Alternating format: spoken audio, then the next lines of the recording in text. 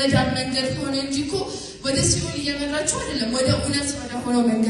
መንገድም እውነትም ሕይወትም ሆነላቸው ወደ እግዚአብሔር ቤት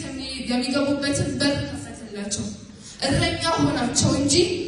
ምንም ጥፋት አላጠፋም ግን ከሰሱት ወነጀሉት የኛ ኃጢአት ሁሉ ወደ እሱ አወሩበት ከአመፀኞች ጋር ተቆጠረ በሁለት ወንበዴ መሃል የተሰቀለው በውድድሩ ዓለምን ስናይ አንደኛ ወጣ ሁለተኛና ሶስተኛ ከወጣው መሃል ነው የሚቆመው ኢየሱስም በሁለት ወንበዴ መሃል ተሰቀለ የወንበዴዎች ሁሉ ወንበዴ ብለው ከሰሱት ኢየሱስ እኮ ግን የሁሉ መከራ የተቀበለው ለኛ ነው የሁሉ ነገር የሆነው ለኛ ነው የሁሉ ነገር የሆነው ለኛ ነው እኛ ወደ እግዚአብሔር መንግስት እንድንደርስ ወደ እግዚአብሔር ቤት እንድንገባ እኛ ግን ወዴት ነው እያመራን ያለነው ጭንቀታችንን እሱ ስራ ረግፈናል ህመማችንን ወደ እሱ ትተናል ሸክማችንን ወደ እሱ አራግፈናል ያለንበትን ቦታ ቆመን እንየው ዞር ብለን እንየው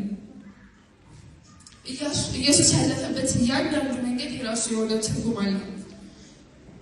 እና በዚህ መልእክት ላስተላለፈው የፈለኩት ነገር እግዚአብሔር እንደሚፈልገው እንኑርለት ሸክማችንን ሁሉ ከእግሩ ስር እናራግፍ የሚያስጨንቀን ሁሉንም ነገር ለእግዚአብሔር እንተውለት እንደፈለገው እንሆንለት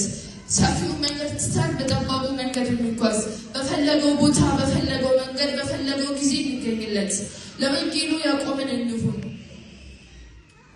ባገኘነው አጋጣሚ ስለእሱ እንስበክ ኢየሱስ መምጫው ቀርቧልና ሁላችሁ ተዘጋጅታችሁ ጠብቁት ምክንያቱም ኢየሱስ ሊመጣ በቅርብ ነው ሁሉም ግን እንደዛ በቃ ሊመጣ እንደሆነ አልነቃም መሲሁ ሊመጣ በደጅ ነው ያ የተሰቃየው ኢየሱስ አሁን በክብር ይመጣል ያ የተጨነቀው ኢየሱስ አሁን በክብር ይመጣል በመላእክት ታጅቦ በታላቅ ክብርና በታላቅ ግርማ ሞገስ ይመጣል እባካችሁ ወደ ኢየሱስ ተመለሱ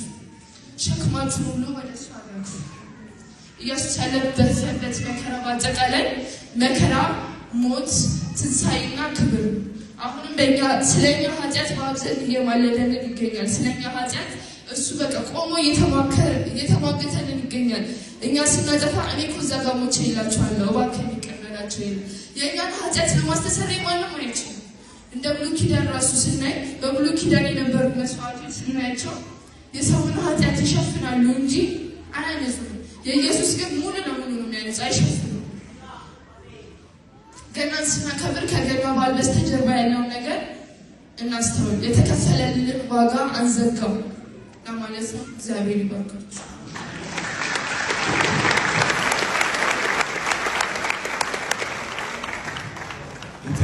ጌታ ይባርክሽ በሏት እስቲ እግዚአብሔር ጸጋ ይሙላብሽ በሏት በሚቀጥለው ጊዜ አሜሪካ ትሄዳለች የአሜሪካ ሚሽነሪ አድርገን ነው የምንልካት ታላቅ ወንጌል ለአሜሪካ ህዝብ ታደርሳለች